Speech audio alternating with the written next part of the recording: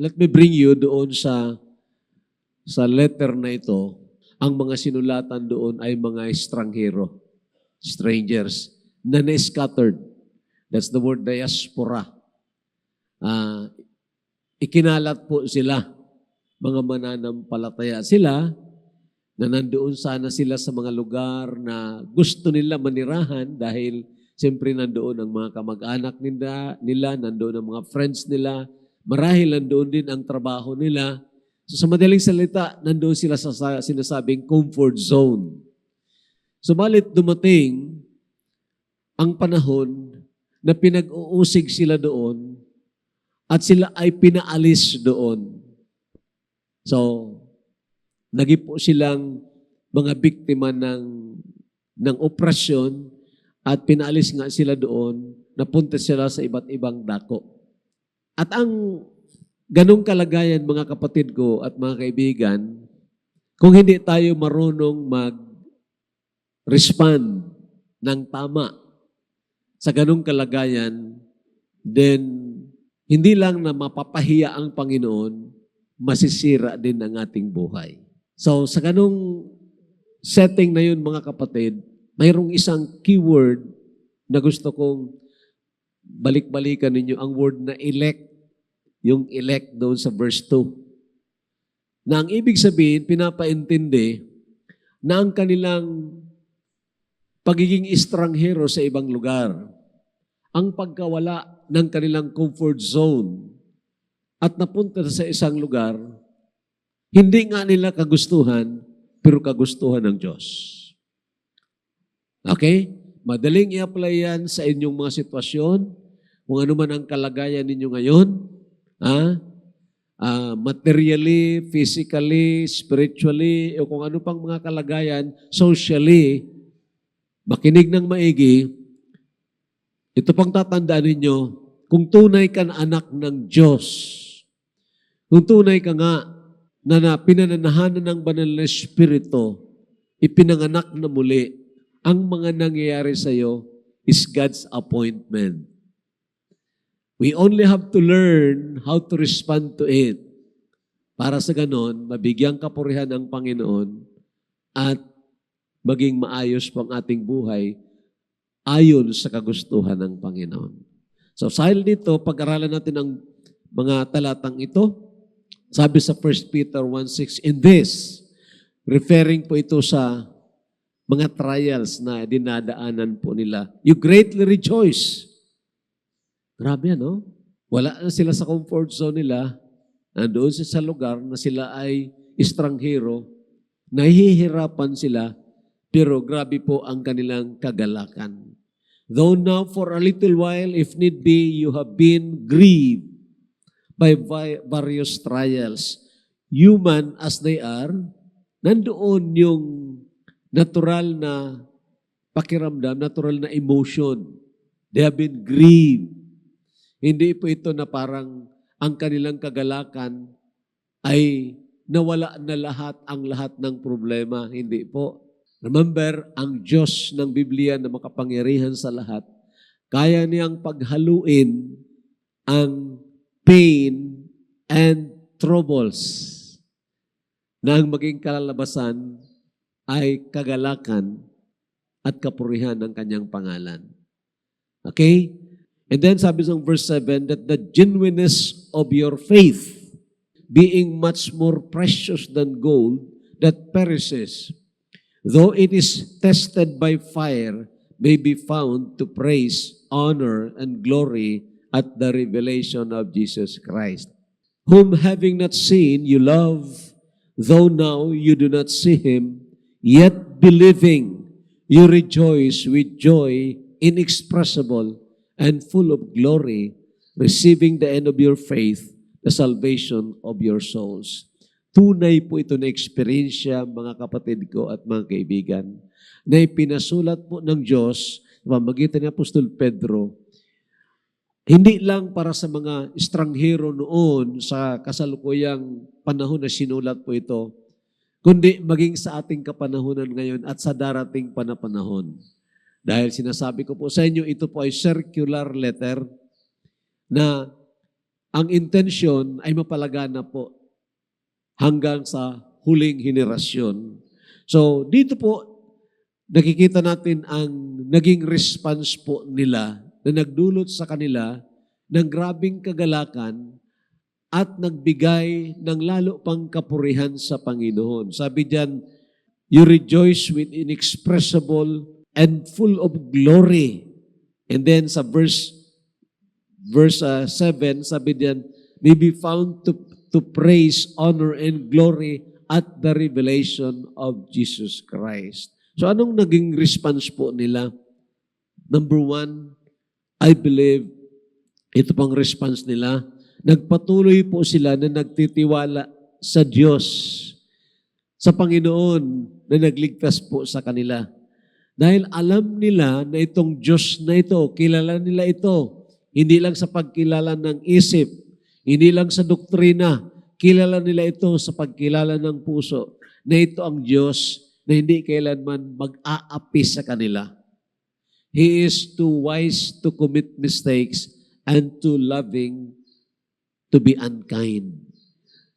Sila ay mga anak ng Diyos at sa kanilang kalagayan bilang anak ng Diyos, ang kanilang Ama, hindi lang na able o may kakayahan para pangalagaan sila, but very willing na sila ay arugain bilang mga anak. And you know, mga kapatid ko at mga kaibigan, ganun din ang status natin katulad nila. Di ba? So anong naging response nila dito? Nagpatuloy sila na nagdedepende sa Panginoon. Tingnan niyo ang verse 8, sabi dito, whom having not seen, you love. Though now you do not see Him, yet believing. Nasa progressive tense yan. Ang ibig sabihin, doon sa kasalukuyang dinaraanan nila na problema, sa experience nila, na sila ay nahihirapan bilang mga estranghero doon. Then, dahil alam nila, kahit hindi nila nakikita ang Diyos na ito, na ang Diyos ay inibig sila. Then, nagpatuloy sila na nananampalataya. Continuous dependence. Mga kapatid, mga kaibigan, sabihin ko po sa inyo, ang nararanasan natin ngayon na kunting kahirapan, ikumpara natin doon sa kanilang dinanas noon, malayong malayo, mahihiya tayo kung sa panahon na na-experience natin ang ganitong maliit na mga kahirapan, ay parang manlulumo na tayo, madiskurahe na tayo, at parang ayaw na nating paglingkuran ang Diyos na lumikha at nagligtas po sa atin. It would be a shame for us kung i-compare natin doon sa kanilang dinaanan. Noong panahon, alam ninyo, hindi pa po, wala pa nang tinatawag separation of church and state. Okay? Pag ang namuno, ang kanyang persuasion ay sa persuasion ng relihiyon, then lahat ng tao ay pinipilit nila na mag-anib doon sa relihiyon, or else, wala sila ng matatanggap na pagpapala mula sa gobyerno. Despotic power ang panahon na yon. Okay? So sa panahon na yon, mga kapatid, mahirap. Hindi ka makapaghanap ng trabaho dahil, yun nga, hindi ka kasama nila. At maliban pa doon, sa kahirapan nila na yon, mayroon pa ng pag-uusig. Remember, ang mga mananampalataya noon na nagpapakilala na sila ay mga Kristiyano, ang iba sinisequester ang kanilang mga pag-aari. Ang iba ay kinukulong. And yet, mga kapatid, ang mga mananampalatayang ito, knowing na ang Diyos na ito na nagligtas sa akin, ang Diyos na ito na umibig sa akin, ay nagpapatuloy na umibig sa akin, I will continue depending on Him. At ito mga kapatid, mga kaibigan, sabihin ko po sa inyo, naiintindihan nila na ang ginagawa ng Panginoon ay para sa kanilang kabutihan. Mayroon bang ama na iisipin niya at paplanuhin niya ang ikakasama at ikakasira ng kanyang anak? Mayroon bang ama na ganon? Normal lang, sa normal. Mayroon ba? Do you think ang Diyos mag-iisip at magpaplano ng ikakasama at ikasisira mo? Lalo pa kung isinuko mo ang iyong buhay sa Panginoon? Sanista kaya ang Diyos? Sasabihin, dahil sinuko mo ng buhay mo sa akin, makita mo, pahihirapan kita. Hindi po. Kundi alam natin na nandyan din ang kaaway ng ating kaluluwa na talagang titirahin tayo. Hindi lang na gusto niyang sirain ang buhay natin, kundi gusto niyang sirain ang testimonya natin sa harapan ng Panginoon. Tingnan natin kung talagang magpapatuloy pa itong mananampalataya sa Diyos niya. Tingnan natin ito. Kunan ko lang ito ng lakas ng katawan. Bigyan ko lang ito ng sakit. Then, aayawan na niya itong Diyos na ito. Pero mga kapatid, mga kaibigan, doon nagkakamali si Satanas at ang kanyang mga kampon. Dahil hindi naman po ang dahilan, kaya tayo ay naglilingkod sa Panginoon dahil may nakukuha tayo. Kundi karapat-dapat po siyang sambahin at paglingkuran. Tingnan nyo ang kabutihan ng trying of faith. The trying of faith is good for us. Why? It produces, or it is more precious than pure gold. Sabi ng verse 7, that the genuineness of your faith, being much more precious than gold that perishes, though it is tested by fire, may be found to praise, honor, and glory at the revelation of Jesus Christ. When God allows persecutions, troubles, problems, trials in our lives, inaalaw ito ng Panginoon, hindi po para sirain ang ating buhay, kundi para i-purify po ang ating buhay. Upang sa ganun, maging kapuri-puri nga po tayo sa harapan ng Panginoon. So it is for our good na ma-purify. It is for our good na lalabas ang karakter sa buhay natin, ang karakter na ipinunla ng Panginoon sa buhay natin. At makikita natin na ito nga ay para sa kabutihan natin. Lahat po ng mga mahahalagang bagay, katulad ng ginto, katulad ng mga pabango, lahat po yan ay dumaraan yan talaga sa tinatawag nila darkest hour. Darkest hour. Crucible of fire. At ganun din ang buhay ng mga mananampalataya. Gusto ng Panginoon na padaanin tayo dito. Padaanin tayo sa mga kahirapan. At sabi ko sa inyo, nang magsimula tayo nito, baka nga, nakinig ng maigi, baka nga padaanin tayo ng Panginoon sa beginning of sorrows or beginning of travail na sanlibutan ito. Na kung maglala pa ang sitwasyon, pero makinig kayo ng maigi, it doesn't matter. If we are purified to become stronger than before. Okay? So that's the purpose. The trying of our faith is good for us. The trying of faith is also good for us because it produces patience. Of course, alam natin itong sinasabi sa James 1, verses 2 and 3. My brethren, count it all joy when you fall into various trials, knowing that the testing of your faith produces patience. Ang patience po dito, hindi itong passive na, sige na, pabayaan lang natin siya. Hindi po yon. Ang patience dito is endurance, tenacity, okay? Resilience. Nang ibig sabihin, kahit na ganyan ang pressure na dinadaanan natin, nakafocus pa rin tayo sa Panginoon, nakafocus pa rin tayo sa goal ng ating mga buhay na magbibigay kapurihan sa Panginoon. Hindi tayo ma-alter. At alam ninyo, ang response dyan is, count it all joy. Count. The word count, tinignan ko muli ang word na count. It could mean, of course, looking ahead to the future, tinatanaw mo ang futuro, tinitingnan mo na ngayon kung ano ang bintahe, kung ano ang advantage, kung ikaw ay mananatili diyan sa Panginoon o kung tatalikdan mo ang Panginoon.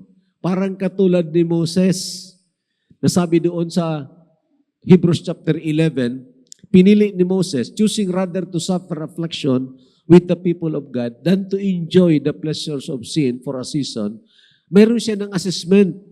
Sabi doon, esteeming the reproach of Christ greater riches than the treasures of Egypt. Binibilang na. Kaya siguro yan ang ginamit na word sa English, count. Bilangin mo na. Bilangin mo na, okay?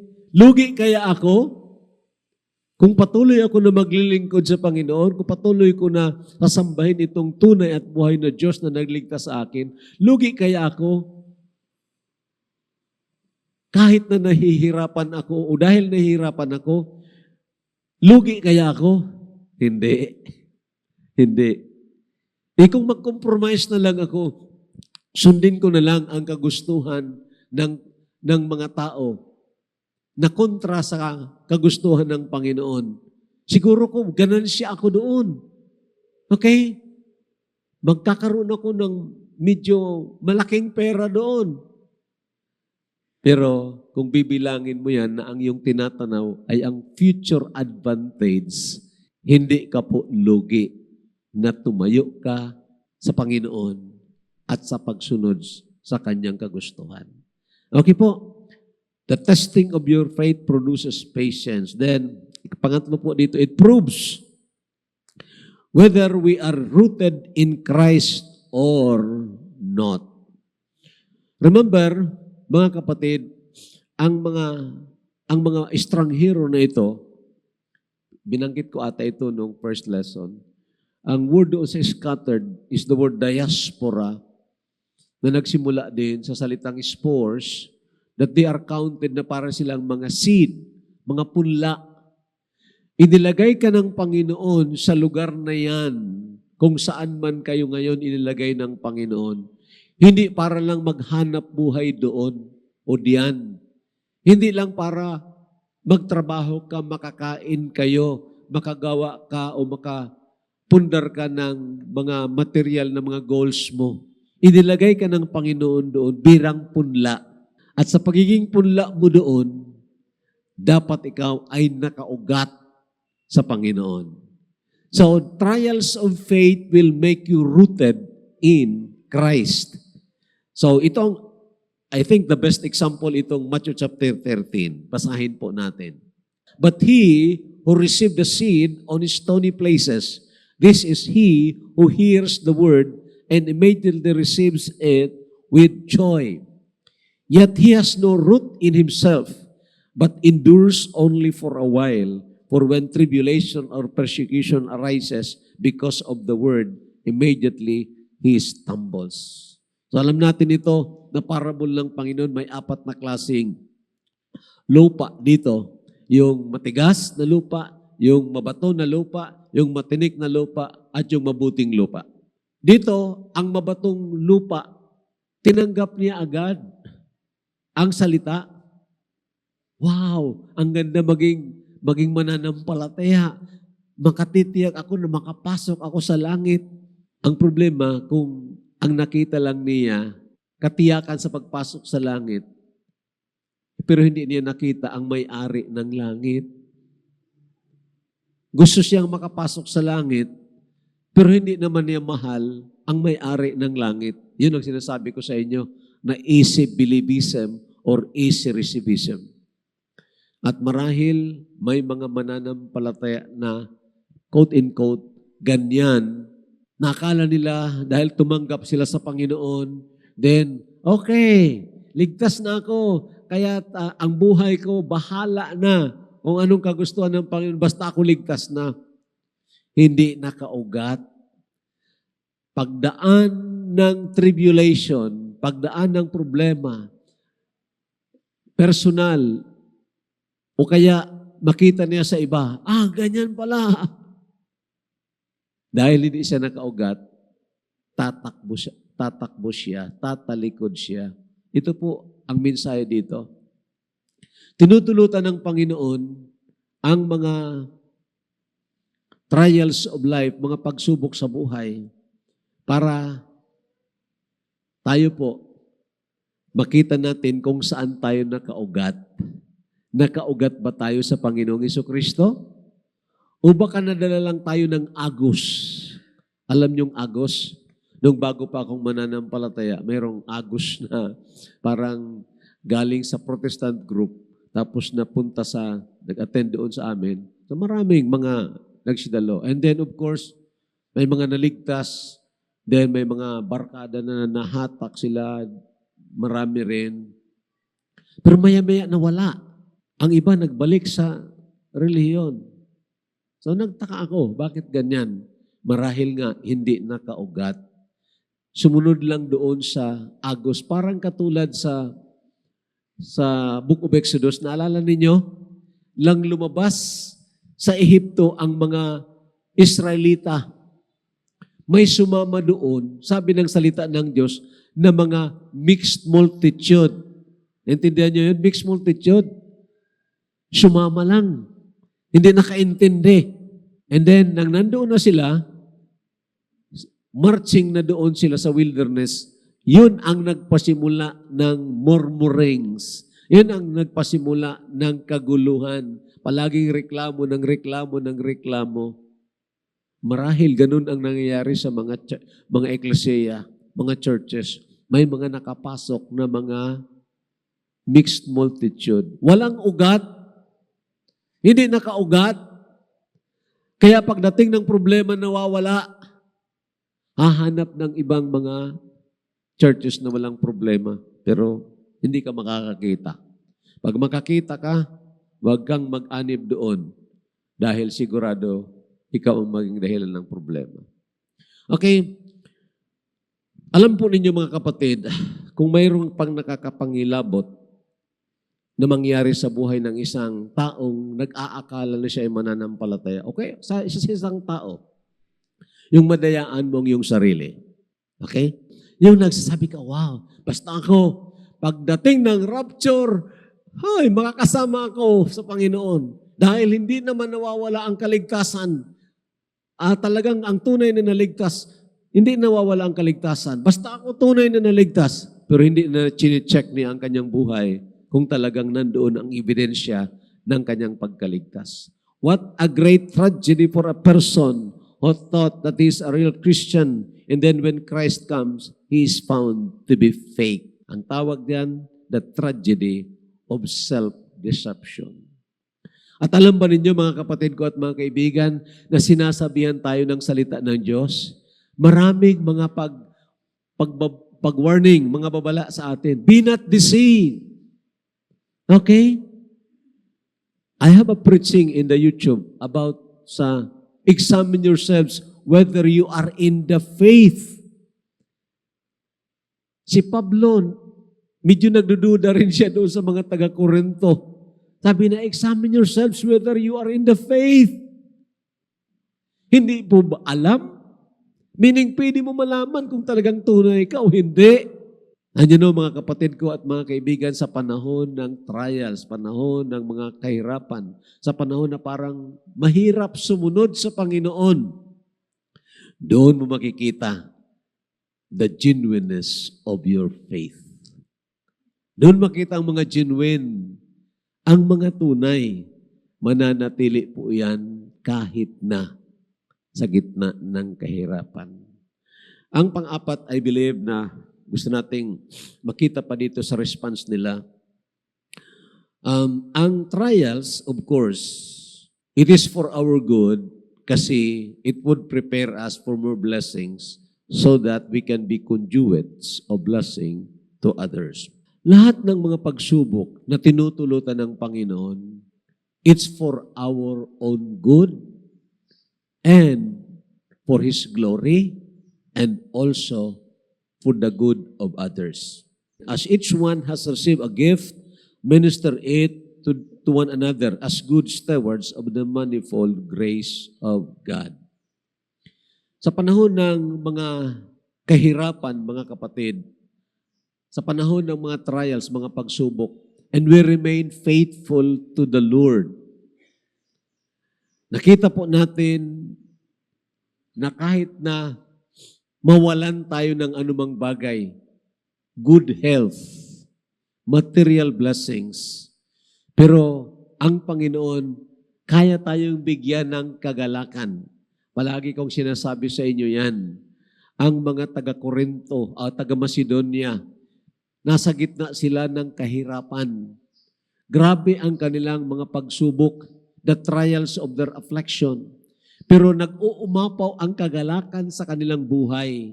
Saan galing yan? Galing sa Diyos.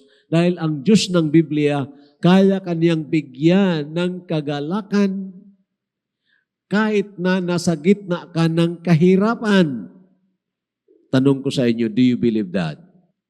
Yes! Totoo po yan. Pero hindi mo ito, makinig ng maigi, hindi mo ito maiintindihan until after you experience it. Okay? Kung ayaw mo sa trials, ayaw mo sa pagsubok, ayaw mo sa kahirapan, you will never experience the inexpressible joy ng Panginoon na ibinibigay niya sa gitna ng kahirapan. Okay? Karamihan sa inyo dumaan dito. Kahit na nang mangyari yung problema sa kanyang buhay, hindi ko rin maintindihan. Nagtatanong din ako sa Panginoon. I can't understand that. Pero at the end of the day, you will find out God could give you stability in your spirit to trust the Lord. Why? Because the treasure na kita mo ay hindi yung regalo, kundi ang giver mismo ng regalo. When you treasure the giver, it doesn't matter na mawalan ka ng gifts. In fact, you are willing to give. You are willing to share and share the gifts as long as you have the giver. Okay? And that is more blessing. When we treasure Christ supremely, we can let goods and kindred go and display His love to the poor and the lost. Yan po, bali ang gasolina ng tinatawag mission. Sabi ko nga sa inyo, mga taga-Korinto, or rather mga taga-Macedonia, nakita nyo? They abounded in their liberality. Mahirap sila. Katulad din ng mga taga-Sorsogon, mahirap. Pero by the grace of the Lord, nakikita ko na karamihan sa inyo, you have participated in that. This is the truth that fuels real missions. Ang response nila, hindi lang continuous dependence on the Lord, knowing that the trying of their faith is for good, for their good, and for God's glory. Ang response nila is to increase, or they increase the love for God. Increasing love for God. Ano kaya ang prayer nila na gusto kong malaman at gusto kong ma-pray? Whenever we engage, we are experiencing trials, ano ang prayer natin? Alisin mo, Panginoon, ang trials. Okay naman yun. Pwede naman yun, di ba? Sabi ko sa inyo, ang grace ng Panginoon, grasya na alisin ang problema, alisin ang mga pagsubok. Grasya yun ng Panginoon. Pero mayroong grasya din ang Panginoon na padaanin ka sa pagsubok, pero masaya ka pa rin. Di ba? Yun si Apostol Pablo. Hindi niya inalis ang thorns of the flesh, hindi inalis ng Panginoon. 3 times siya na nag-pray. Pero, sabi ng Panginoon, my grace is sufficient for you. Ano kaya naging prayer ni Pablo doon, na nakita natin doon? I gladly rejoice, I take pleasure in my infirmities. Maybe he was praying, katulad ng mga tao dito na pinsulatan sa 1 Peter, they were praying to enjoy Christ more and to love Christ more. Sabi dito, whom having not seen, you love, though now you do not see Him, yet believing, you rejoice with joy inexpressible and full of glory. Sa time ng affliction, sa time ng trials, I want to know more of the Lord. You know, si Job nang dumaan doon sa trials na yon, sa problema na yon, si Job nawalan lahat, pati ng mga anak niya, pati ng misis niya. Iniwan siya. Pero si Job nagsamba pa rin sa Panginoon. Bagamat nagkaroon siya ng mga katanungan sa Diyos, and then ang Diyos nakikipag-usap sa kanya, lalong nakilala na ni Job ang Panginoon in those trials of afflictions. Until na nagsabi si Job, sabi niya, though he would slay me, kahit napatayin niya ako, kahit nabalatan niya ako ng buhay, buhay pa ako, balatan niya ako, I will still trust in Him. Na kahit na itong katawan ko ay mamatay, then sabi niya, makikita ko pa rin ang Diyos, my Redeemer. Now, nakarinig na ba si Job patungkol sa resurrection? Nakarinig siya? Hindi. Pero ang Espiritu ng Diyos na nandoon kay Job, ipinapaintindi sa kanya na ang buhay na ito sa sanlibutan ay temporaryo lang. And you know, mga kapatid, there are lot of revelations from God directly to your spirit from the Spirit of God. Kung tayo ay magiging patient sa trial, we would know more the love of Christ na hindi mo makikita, makinig ng maigi, hindi mo makikita at may experience siya sa normal, ordinary life sa comfort zone. Kayo na dumaan sa mga pagsubok, alam ninyo, ang mga nakasama ko dito nung una pa, alam ninyo that God is very loving. Loving Him for who He is and not for what He has is worship. Number 3, inexpressible joy in God. Whom having not seen, you love. Though now you do not see Him, yet believing, you rejoice with joy, inexpressible. Ang pag-ibig ng Diyos at ang pag-ibig sa Diyos, ang pananampalataya sa Kanya, at ang rejoicing, ang kagalakan, ay hindi po yan nagkakahiwalay. Loving God, believing in Him, and rejoicing in Him are inseparable. When you know God more sa panahon ng trials, the natural response ng puso mo is you love Him more. You want to love Him more. And of course, it is being produced by belief, by faith. Faith that works out love. And then of course, it will cause rejoicing. So kung papiliin ka, papiliin ako, hindi na lang tayo dadaan sa trials. Sabihin natin sa Panginoon, huwag mo akong padaanin sa pagsubok, huwag mo akong padaanin sa kahirapan. Dahil ayaw ko, mapapahiya ka sa akin pag padaanin mo ako diyan. Now, ang tanong, may experience mo kaya itong na-experience ng mga tunay na mananampalataya noon? You will not experience this. Ordinary lang. Para kang naghihintay lang ng rapture. Pero you know, the life of a Christian is very exciting. Very exciting. Dahil sa panahon ng mga kagipitan, sa panahon ng trials, tumutulo ang luha mo, umiiyak ang mga mata mo. Nahihirapan ka, nabibigatan ka, nasasaktan ka, and yet mayroong sa loob na comfort. The comfort ng Banal na Espiritu that you cannot understand. Parang still small voice na nagsabi, andito ako, yakap-yakap kita, huwag kang matakot. Don't you know that our God is a personal being? And He can empathize with us?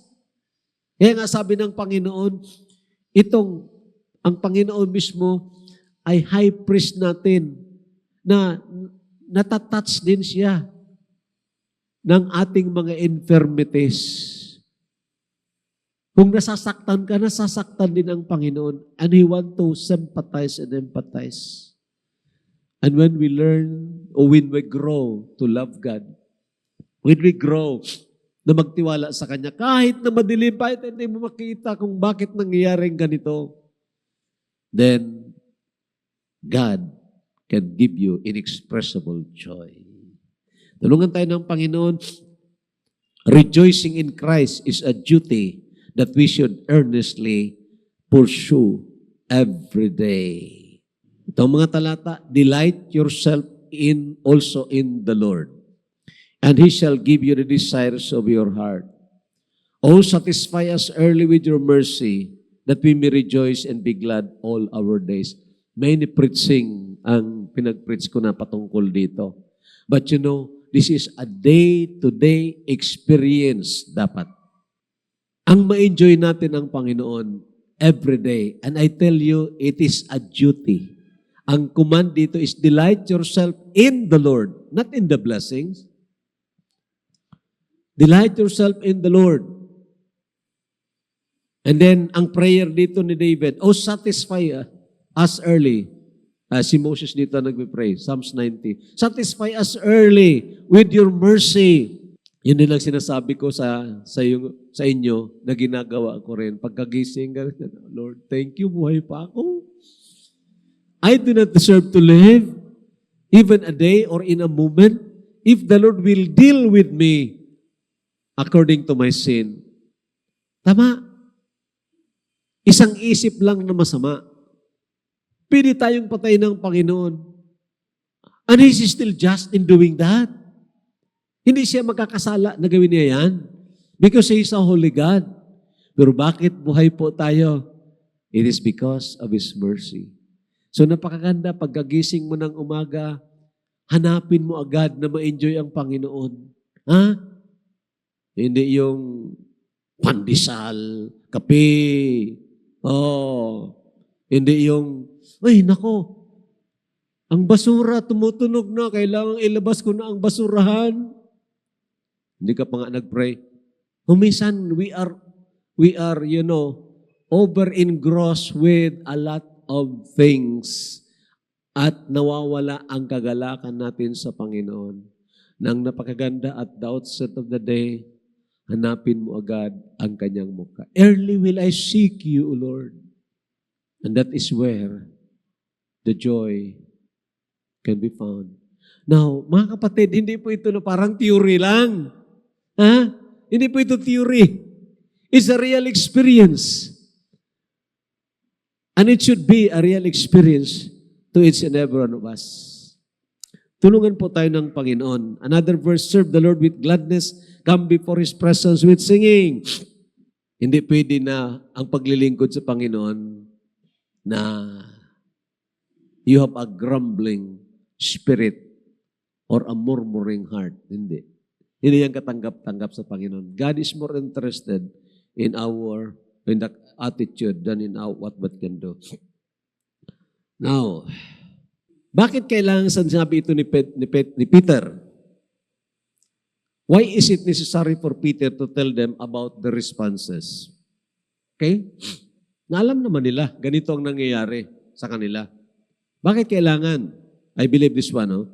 This will encourage them by knowing that their experiences are manifestations of the reality of Christ in their lives. At hindi lang yun para sa kanila, para rin sa atin.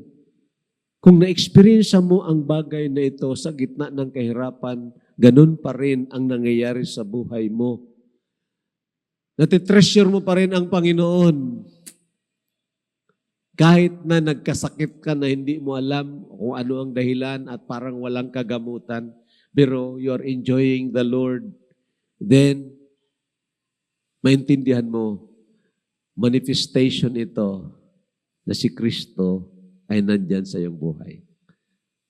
God is glorified in His people by the way we experience Him, not merely by the way we think about Him. Kung we only know God through the doctrine, na ito, mabait siya, He is so good, He is so great. Alam ko yung verse, Psalms 86 verse 5, for Thou, Lord, art good and ready to forgive. Thou art God, uh, and to all those who fear Him. Psalms 86:10, for thou art great and doeth wondrous things. Thou art God alone. But it's not just by knowing about Him.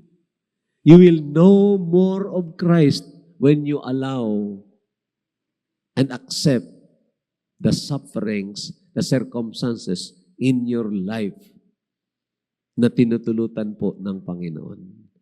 Sabi ko nga sa inyo, doon sa prayer ni Pablo, sabi ni Pablo, that I may know Him and the power of His resurrection and the fellowship of His suffering, being made conformable unto His death. Prayer niya yon, na makilala ang Panginoon, ang kapangyarihan ng resurrection, at ang pakipag-fellowship sa suffering ni Christ.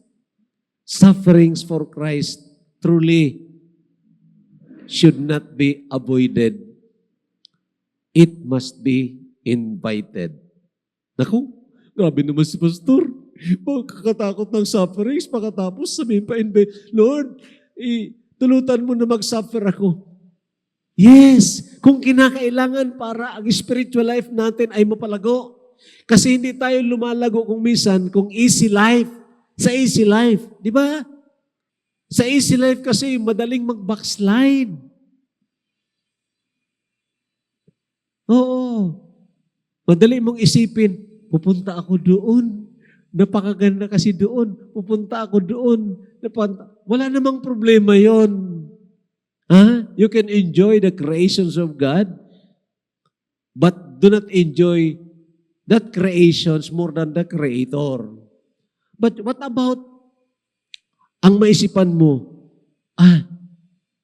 hindi ako nag-mission, hindi ako nag-participate sa trabaho ng Panginoon, na alam ko naman kailangan ako mag-participate.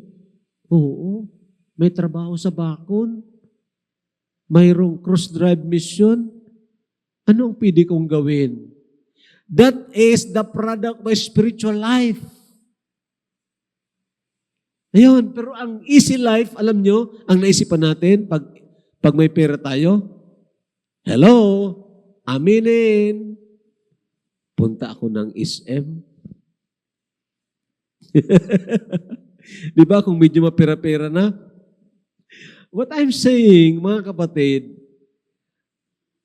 in the life that is easy, you do not think more about God and His work. Totoo yan. Totoo yan. You think about yourself, you think about kung paano ma-enjoy pa ang sanlibutan ito habang buhay ka pa. Pero I tell you mga kapatid, only what's done for Christ will last. Yan po ang totoo. Tutulungan po tayo ng Panginoon mga kapatid. We allow or we invite experiences. We accept experiences na mahirap dahil ito ay kinakailangan para tayo mapalago ng Panginoon, para tayo maging more spiritual Christians, serving the Lord with all our hearts. May the Lord bless us.